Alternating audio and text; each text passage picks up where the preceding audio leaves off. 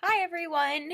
Today we will be doing a video book review of DataVSDemocracy by Chris Schaefer. Picture this. You are selecting preferences out loud of a filter for your life, just as often as we do when we're shopping for homes, vehicles, even vacation preferences.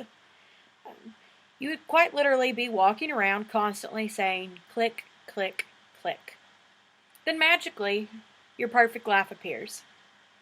We all know this isn't reality, and it doesn't work that way, but the facts stated in DataVSDemocracy explain to me further how our attention, heck, my attention, is the highest priced commodity in today's world of social media.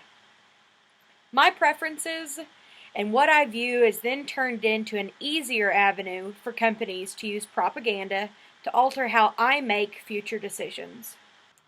Zarin Denzel, founder and CEO of a Spanish technology company that focuses on mobile communication, wrote an article titled How the Internet Has Changed Everyday Life.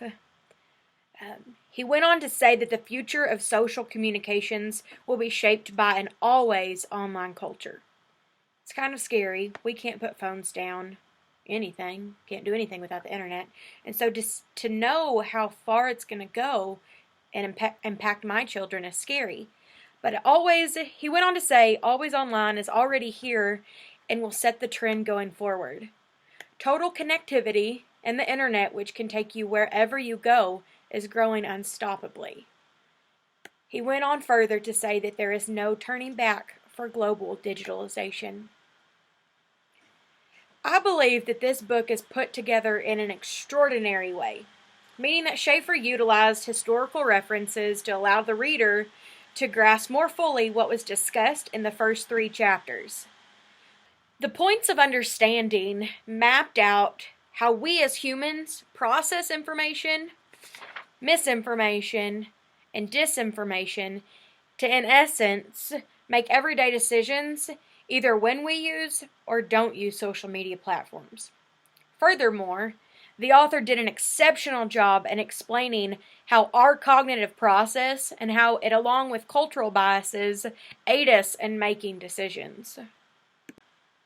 While setting my non-political theories aside, I was able to agree with the author on his points, because I believe his research on the historical section of the bank was pretty accurate.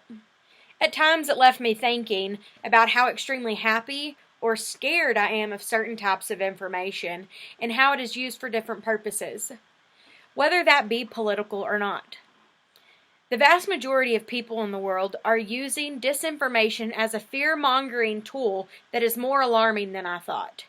And it makes me ponder what all of our roles will be in the future to combat this. I'm certainly glad that I read this book, and it expanded my knowledge on how my brain works, which is scary still, but it's also how big media takes advantage of that. In conclusion, I plan to think a little bit more when I go click, click, click in a search engine. Thanks.